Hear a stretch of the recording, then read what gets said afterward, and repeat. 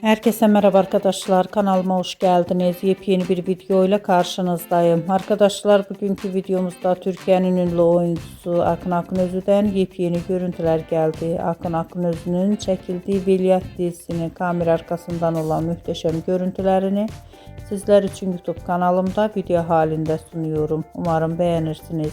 Arkadaşlar, videomu beğendiyseniz kanalımı izlemeyi ve bildirimleri açık tutmayı unutmayın.